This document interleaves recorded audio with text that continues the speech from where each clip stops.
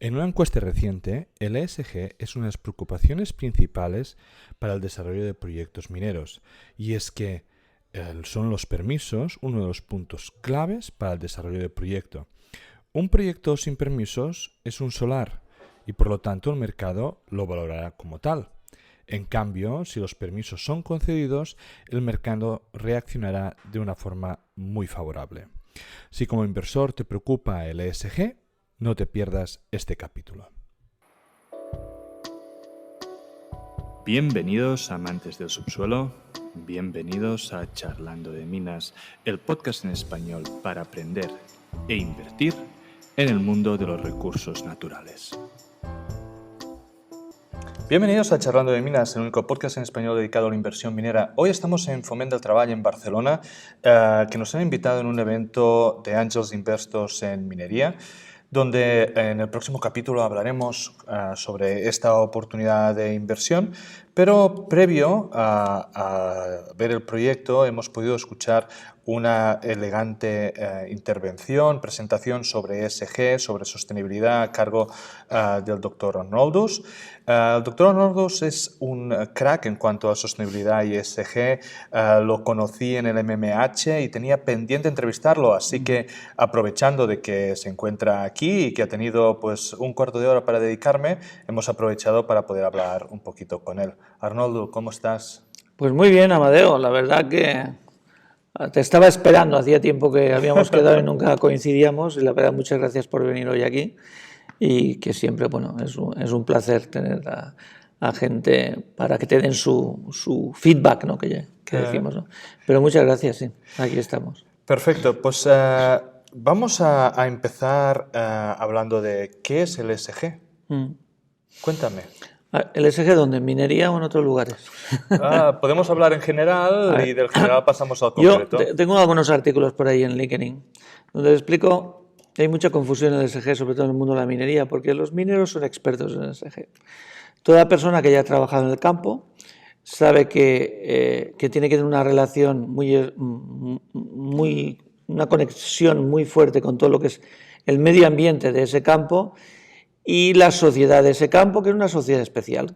Yo me crié en un pueblo de pequeño, sabes que cuando te levantas por la mañana tienes que decir buenos días, porque si no dices buenos días, la gente dice, ¿qué le pasa a este? Entonces, este tipo de interrelación es muy importante. Claro, la minería normalmente se suele encontrar en lugares muy aislados, entonces históricamente se conocía todo lo que ahora se llama ESG como la responsabilidad social corporativa. De hecho, me acuerdo durante muchos años dando clases a gente que viene del mundo fuera de la minería, les explicaba que los dos informes más importantes de una compañía minera es el Annual Report y el CSR Report. Y decían, ¿el CSR Report qué es esto? O sea, la gente que venía de fuera, incluso de renovables, no sabía muy bien lo que era. Hay que hacer un informe sí, eso es la responsabilidad social. Pero claro, ya la minería ya los hacía desde el punto de vista ambiental, desde el punto de vista social, tal, porque es parte. Hay que entender que los mineros lo que hacen es coger una parte de la riqueza natural en forma de mineral de un lugar y la tienen que devolver de alguna manera, ¿no? Entonces, la parte ambiental, que no haya mucha contaminación, etc. y tal. Entonces, por eso, lo que ocurre con esa transición que hemos tenido en la sociedad, especialmente en los últimos 20 años, de entender que no solo las empresas deben preocuparse por esa responsabilidad social corporativa, sino también los financiadores de las empresas. Y aquí los financiadores de las empresas se han inventado otro término, se llama ESG, Environmental, Social and Governance, que mucha gente traduce como ambiental, social y gobernanza. En español, gobernanza se pone en español la ASG. Pero realmente no es eso, es la gobernanza de lo social y lo ambiental. Y desde ese punto de vista tenemos este ámbito que es de la empresa y otro ámbito que no tiene que ver con eso, es más el financiero.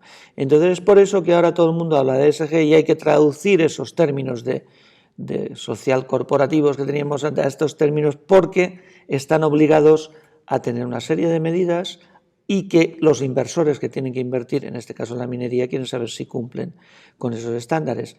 Y eso es básicamente volver a hacer lo de antes cambiando el idioma. Sí, porque al final, y además has presentado una slide durante tu presentación donde decías que los CEOs, una de las grandes preocupaciones que tienen para desarrollar sus proyectos, al final son las políticas ESG o temas de permisos ESG, que al final es la misma preocupación que tienen muchos inversores, porque si no les dan el permiso, si tienen en contra a la comunidad, si hay algún problema en cuanto a aguas, pues ese proyecto simplemente no se va a llevar a cabo.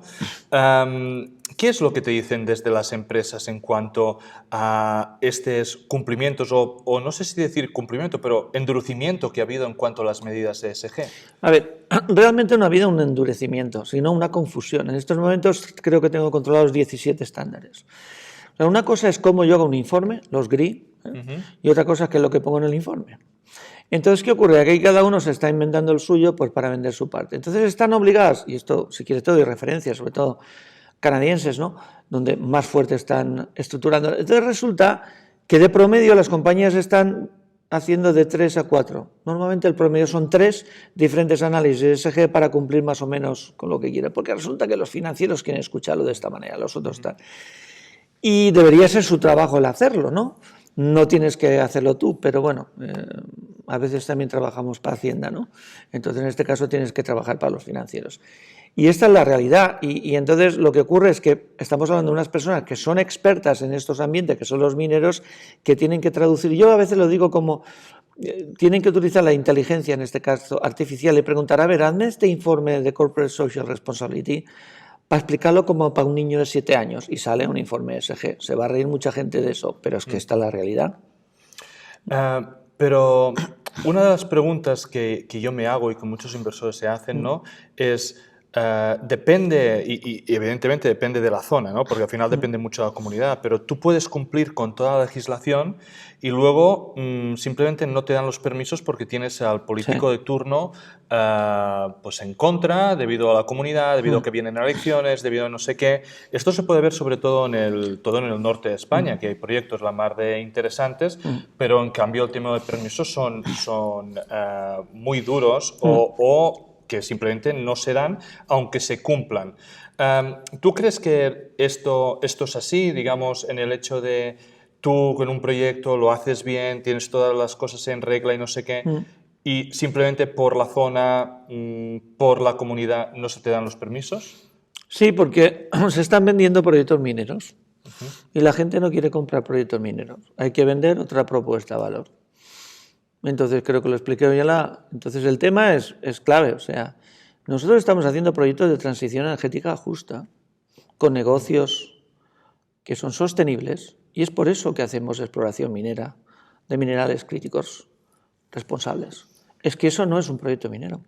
Y cuando te digan proyecto minero, dicen, no estamos haciendo minería, estamos en un proyecto de transición energética. Y dices, es que esto es lo mismo, pero al revés. No, señor.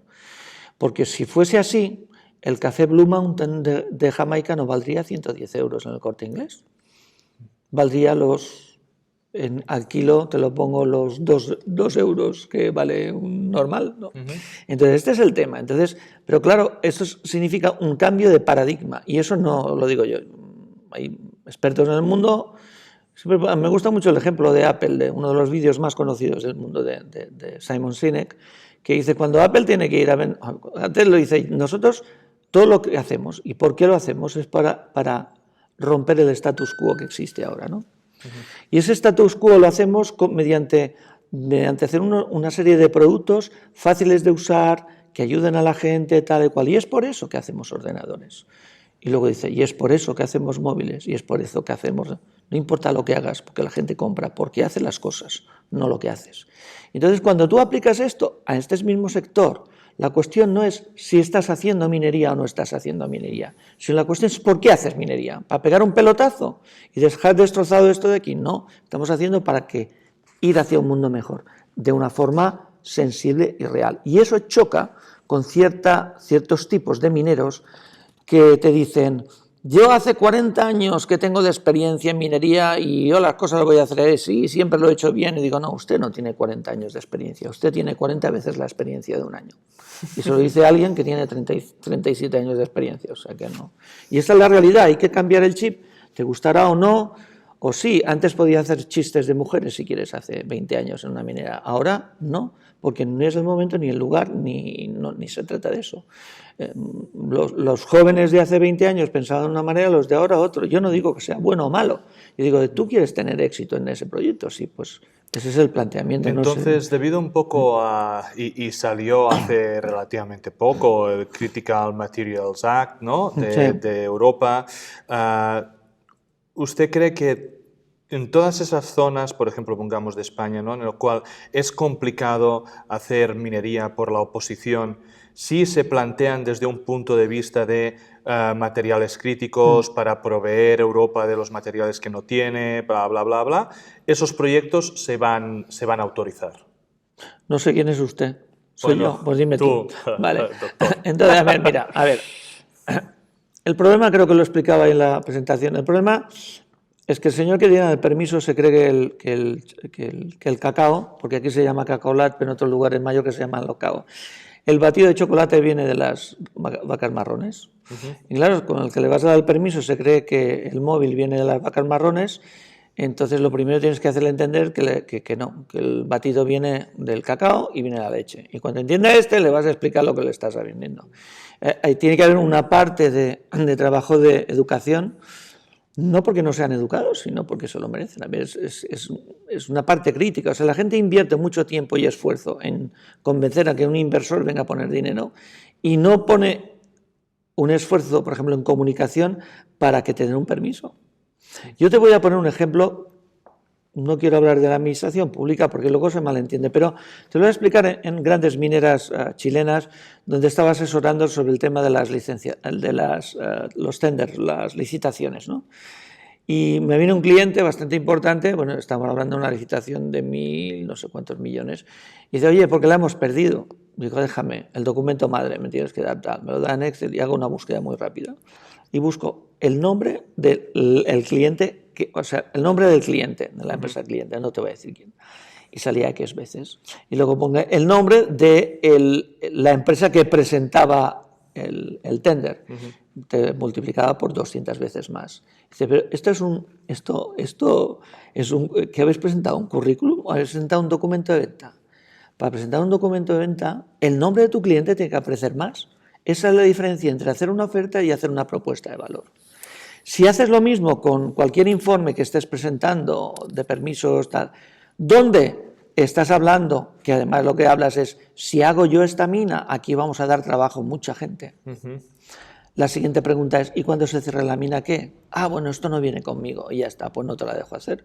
¿Por qué? No porque no sea bueno porque de trabajo, es porque el señor que le estás pidiendo le estás buscando un problema. Entonces tienes que explicarle toda la historia. Entonces, lo que uno tiene que explicar, yo lo explico a veces con el tema del cine, ¿no? De las películas. La administración pública o el conjunto de administraciones públicas lo que necesita es el guión de una película que le va a explicar cuándo va a llegar, cómo se va a hacer, si tiene éxito, tal y cual, hasta cuándo va a llegar y cuando acabe la película, qué es lo que quedará. Y si no le explicas todo, no se va a arriesgar. Porque si lo haces, tomas una serie de compromisos que si no los tienes tú, luego cuando vendas la compañía, si pasa a otro nivel, al venture capital, tal y cual, tienen que asumir esos compromisos. Entonces le dices, oye, tenemos que hacer un guión tú y yo. Porque el guión no solo lo hace la empresa de startup, la hace también, vamos a hacer el guión tú y yo. Porque ¿cuál es el tipo de mina que te gustaría tener aquí? ¿Te gustaría que cuando se cierre haya más trabajo que cuando estaba? Sí. ¿Te gustaría? Pues vamos a verlo, porque eso es factible de hacer. Cuando se plantea así, no tienes a alguien que te pone barreras. Al revés, te pone puentes. Tú dirás, mucha gente sé que mira, esto no es verdad, porque tal cual, claro, pero yo les diría, escríbame solo una página resumen de su proyecto. Le voy a demostrar que usted me está informando. Yo no quiero que me informe, yo quiero que me persuada. A eso se le llama en inglés copywriting. Y la comunicación es crítica. Y la comunicación en geología, no lo digo yo, tú estuviste en el MMH. Sí, sí. ¿Qué dicen los mineros en las reuniones? Es que nosotros comunicamos muy mal, al acto seguido continúan igual y se olvidan del problema. Bueno, dicen, está ahí, es verdad que lo hacemos mal, pero bueno, vamos a hablar de otra cosa. Es verdad, es verdad. Entonces, desde el punto de vista del inversor, ¿no? Cuando yo estoy interesado en un proyecto, en una minera, y pues bueno, debido a la importancia que tiene todo el apartado ESG, pues miro qué está haciendo la compañía o cómo lo está haciendo. ¿Qué debería mirar? ¿Qué debería ver? ¿O qué tengo que buscar para saber que está procediendo bien? A ver, yo soy bastante drástico en este sentido, pero yo le preguntaría al CEO cuál es su huella de carbono, su personal y su profesional. Sí, pero digamos Dos, de que, sí. de que yo como inversor particular, pues puede que no bueno, tenga dale. acceso al CEO, sino estamos Vale. en una empresa que cotiza a bolsa, tengo sus... Bueno, ese es otro estadio, sí, bueno. Sí. Bueno, allí es natural, tienes que ver los informes que tienen ESG, que los tendrán, pero sobre todo los Corporate Social Responsibility, ¿no? Y buscar en prensa qué es lo que se opina de esa mina en ese lugar, que ya te digo que vas a encontrar malas noticias, pero eso es lo normal, ¿no? Y ver hasta qué punto realmente pues, puede tener un riesgo de que, bueno, que tenga una huelga de trabajadores o este tipo de cosas. En el tema social, ¿no? En el tema ambiental, pues lo mismo. De todas maneras, las mineras lo publican, independientemente de que tengas que hacer un informe SG, el CSR Report lo haces. Y luego comparar con otras que te gustan, ¿eh? Por ejemplo, a mí me gusta mucho Antofagasta Minerals. Yo la seguí durante 9 años, los diferentes, y cómo iban evolucionando. Fue la primera que empezó a poner los KPIs de descarbonización en la primera o la segunda página del informe, cosa que los otros la ponen a la 25, y eso ya te da pistas de por dónde va el riesgo e indudablemente del tipo de commodity que hablamos. No es lo mismo que estemos hablando de una compañía de cobre o de oro o tal, pues las de oro hay que tener más cuidado aún, porque es más especulativo, ¿no? Hay toda una serie de puntos a tener en cuenta, ¿no? ¿Qué líneas rojas para ti desde el punto de vista ESG no se deberían cruzar cuando vemos uno de estos informes? ¿Qué cosas para ti ya te chirrían y dices, no, aquí es un peligro demasiado elevado? Yo ya digo, yo hablo los documentos en Word y hago en PDF y hago búsquedas de preguntas clave, ¿no? De las cuales veo cuántas veces se repiten y cuántas. Por ejemplo, a mí cuando cumplimos las normas, por ejemplo, ODS, ¿no? Y me hacen una foto, igualdad de la mujer, y me enseñan una foto con 23 mujeres, una foto, y digo, esto es greenwashing. O sea, enséñame una foto, la mitad de hombres, la mitad de mujeres, o que refleje el porcentaje real. No trates de venderme una cosa que no es. Yo te pongo un ejemplo ayer en el aeropuerto de Palma. Saliendo de casa, entonces, desde siempre, tú sales cuando sales de policía, porque no puedes entrar al agua, vas y tienes un lugar donde comprarse el agua, ¿no? Que es el más barato del aeropuerto y es €1, ¿no? Ayer llegué y veo en los títulos €1, 1,10. Vaya, lo han subido, es verano, ya lo entiendo. Y voy, meto 1,10 y no funciona. Tarjeta de crédito no funciona, el de al lado tampoco, tal, tal cual. Y luego había un pequeño escrito que decía que era 1,80. Eso es greenwashing. Este tipo de detalles es lo que te marca, aquí ya tenemos. Sí, pero aparte de lo de las mujeres, y entiendo completamente el concepto, pero si me puedes indicar 2 o 3 sitios claves que para ti deberíamos mirar, no deberíamos ver ese greenwashing, como para que la gente vaya directo y dice, mira, pues bueno, pasa el primer filtro. Sí, te entiendo, perdona que me... Ver cuál es su nivel de descarbonización actual, cuál es el plan que tienen, y no solo en el Scope 2, sino también en el Scope 2 y en el Scope 3. Porque la gente dice, somos 100% renovables, y siempre se fijan en el alcance 2, el de la electricidad, que es la más barata de quitarse. Es ver cuál es el Scope 2 y cuál es el Scope 3. E indudablemente cuáles son las actividades que se están haciendo desde el punto de vista social y cómo estos enganchan con los ODS. Que tampoco no es una cuestión de tener muchos ODS, que también la gente se cree que cuanto más medallas pongas será mejor, no, sino que sean muy claras. De hecho, hay varios informes internacionales donde hay una serie de recomendaciones por cada uno de ellos. Pero lo importante de todo ello es ver realmente qué es lo que opina que esto se puede ver en prensa también, qué es lo que opina la gente que está cercana a la mina, no la ONG que está en Suiza, que está, ya puedo decir, siempre dirá que es malo, ¿no? No, esta es verdad, porque finalmente, además, esto ya, Rocies Douna, el CEO, el buen amigo, el CEO del ICMM, lo dice, cuanto más cerca de una mina estás, más la gente está contenta con la minería, cuanto más lejos, más en contra, ¿no? Y entonces eso, y eso lo percibes en la prensa diaria, porque puedes ir a cualquier Sí, en Internet y hacer una búsqueda sobre la mina tal y verás las noticias. La provincia, o sea, es la parte social, la parte ambiental. La parte ambiental más que nada para ver si se tiene muy claro, indudablemente si tienen además un estudio de economía circular donde tienen valorados los minerales que surgen de su economía circular, pues bueno, y aquello ya es la creme de la creme, ¿no? Pero esto aún no ha llegado, llegará. O sea, la economía circular está muy bien, pero falta la economía de activos circulares mineros. O sea, ¿cómo yo voy a cerrar la mina? Y si tienen en cuenta sobre todo el tema de la bioeconomía. O sea, estamos capturando carbono, o dices, no, vamos a buscar esto de la captura de carbono, los carbon offsets a 2050, no, hay que hacerlo ahora. Estos son los detallitos más... Has puesto en la presentación que La Escondida ya ha hecho como un plan para tener, si no me equivoco, eran paneles solares y básicamente toda la energía que funciona es energía verde. A día de hoy, hacer un planteamiento o estar invertido en una mina en la cual no funcione mayoritariamente a través de energía verde es un tiro en el pie. Indudablemente, es que lo verde es un negocio. Es que la gente cree que es que son costes, es que no han entendido nada. Y a veces lo digo, mira, creo que una vez es una hoja de cálculo, mira, tú tienes que poner 200.000 euros en esta inversión y vas a recibir el permiso dentro de 5 años. Si pones 300.000 lo vas a recibir en 3 años. Al final la tasa interna de retorno es mejor meter 300.000.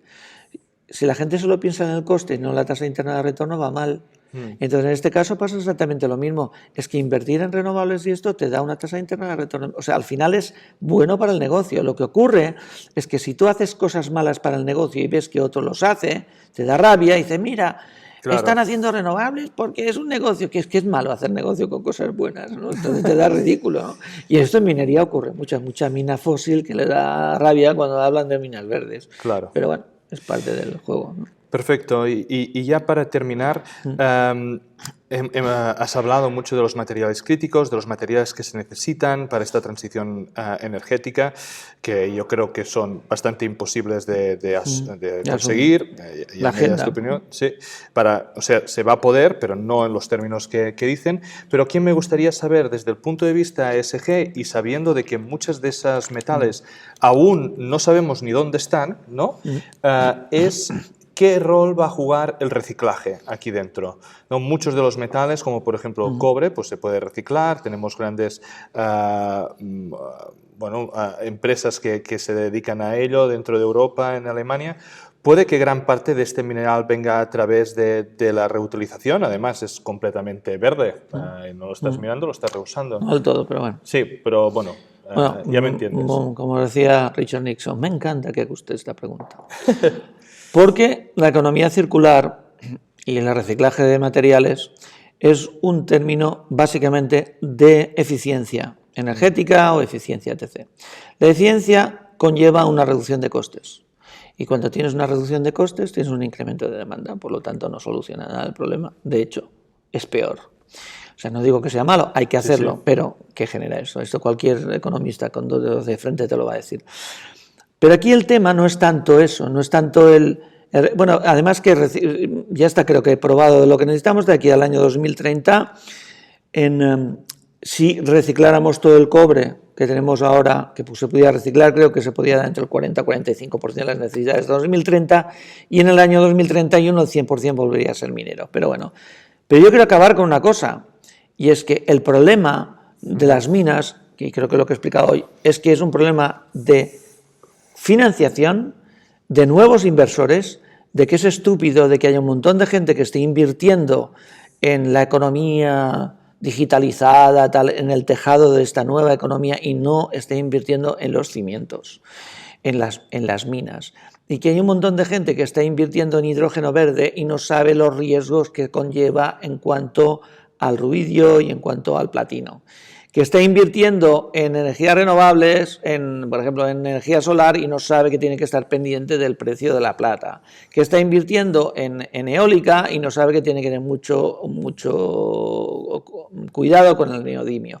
Este tipo hay que convencer. De la misma manera que los políticos ahora hablan de minería cuando hace 2 años no hablaban, tenemos que conseguir, y por eso felicito muchísimo tu trabajo que haces en el podcast, tenemos que conseguir que otra gente que está fuera de la minería también se dé cuenta de que eso es importante, que es parte de su sociedad, pero no para invertir, en mineras, sino para invertir en la transición energética verde, que todos hablamos, por los cimientos. Y yo creo que ahí sí que hay una gran oportunidad que, independientemente que sea bueno para la sociedad, para lo que es, para la minería en sí, es buenísimo, porque lo que necesitamos es mucho capital en muchos empresarios y que la gente hable de las minas. Cuando hablemos nos preocuparemos mejor de reciclar, nos preocuparemos de todo esto, pero hasta que no se dé ese salto, que creo que estamos en camino de hacerlo, pues no será así.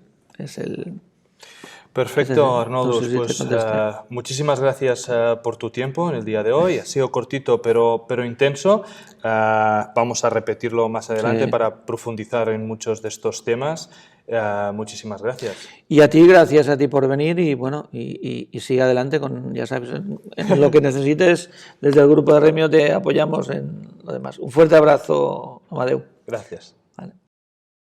Descargo de responsabilidad. Cualquier contenido que aparece en Charlando de Minas no es una recomendación de inversión. Amadeu Bonet y cualquier invitado no son asesores de inversión. Nosotros podemos tener algún interés en las compañías mencionadas en esta publicación. Asume que podemos tener sesgos y que no somos imparciales. Este podcast no deja de ser un relato personal de mi camino para aprender en el mundo de la inversión de las materias primas.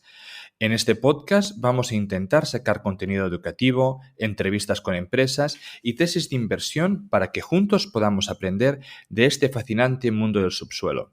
Si crees que el contenido vale la pena, por favor dale me gusta, suscríbete al canal y compártelo. Soy Amadeu Bonet, bienvenido a Charlando de Minas.